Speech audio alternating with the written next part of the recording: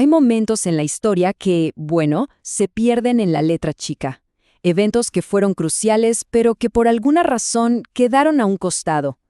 Hoy vamos a analizar uno de esos. Un suceso que de alguna manera desafía la narrativa oficial y nos revela una visión totalmente distinta de cómo pudo haber nacido una nación. A ver, arranquemos con una pregunta que pica un poco. ¿Y si la historia de la independencia que nos contaron siempre no fuera toda la historia? ¿Qué tal si hubo otra declaración, un año antes de la que todos conocemos? Una que, por alguna razón, quedó marginada del relato. En la memoria de todos, la independencia argentina tiene una fecha y un lugar muy claros. 9 de julio de 1816 en Tucumán. Ese día, el Congreso declaró la independencia de las Provincias Unidas. Es el granito, el que aprendimos en la escuela, el momento fundacional. Pero, y acá está lo interesante, resulta que el 29 de junio de 1815, o sea, un año antes, otro Congreso, que representaba a un grupo diferente de provincias, ya había declarado exactamente la misma independencia.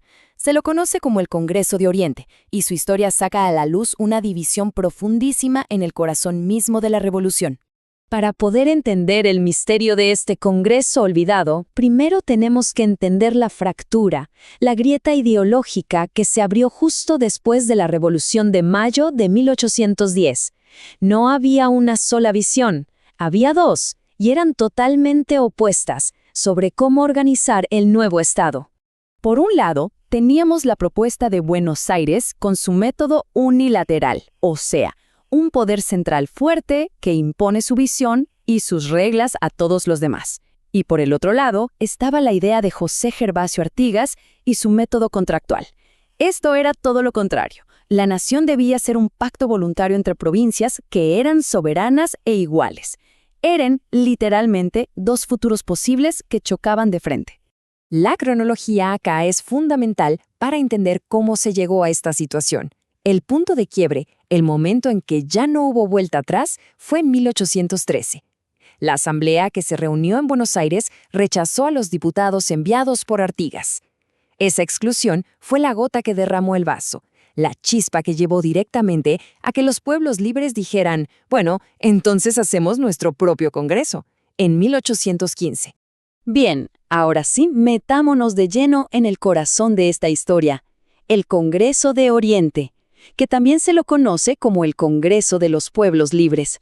Se celebró el 29 de junio de 1815 en la ciudad que hoy es Concepción del Uruguay. ¿Y quiénes formaban esta Liga de los Pueblos Libres? Bueno, eran las provincias que se unieron bajo las ideas federales de Artigas. La Banda Oriental, lo que hoy es Uruguay, Santa Fe, Entre Ríos, Corrientes, Misiones y una parte de Córdoba. Ojo, no era un grupo menor, ¿eh? Juntas controlaban un territorio enorme y súper estratégico del antiguo virreinato. Y acá es donde la historia se pone realmente increíble. Lo que hizo que este Congreso fuera algo radicalmente distinto fue cómo se eligió a sus representantes. Fue por voto popular y, cito textual, sin distinción de clase ni posición económica. Para ese momento de la historia, esto era una idea democrática avanzadísima, casi sin precedentes. Pero el espíritu revolucionario de Artigas no se quedó ahí, fue todavía más lejos. Dio una orden muy específica, que los pueblos originarios de Misiones eligieran a sus propios diputados. Esta inclusión, una inclusión directa, con voz y voto, de los indígenas en un plano de igualdad era romper por completo con 3 siglos de orden colonial. Esta frase de Artigas es, quizás, la que mejor resume todo su pensamiento. Para él, el poder no venía de arriba, no se imponía, emanaba de la gente. La famosa soberanía popular no era una idea lejana, no, era el motor de la revolución, el principio que tenía que gobernar toda la vida política.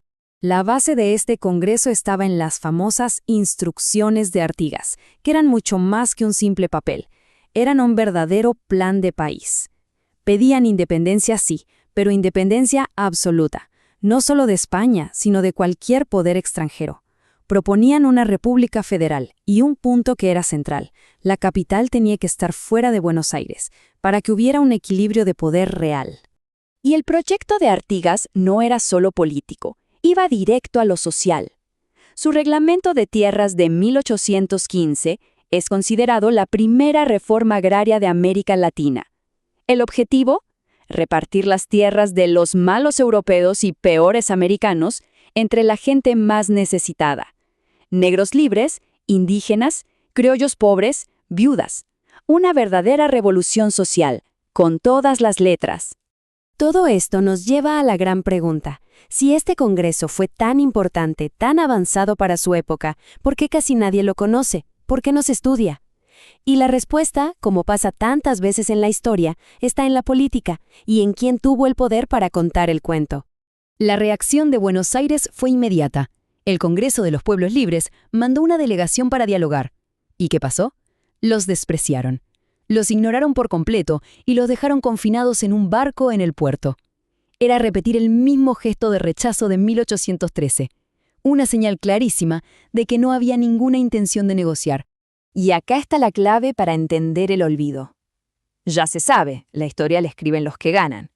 Después de décadas de guerras civiles, el proyecto centralista de Buenos Aires se impuso por las armas.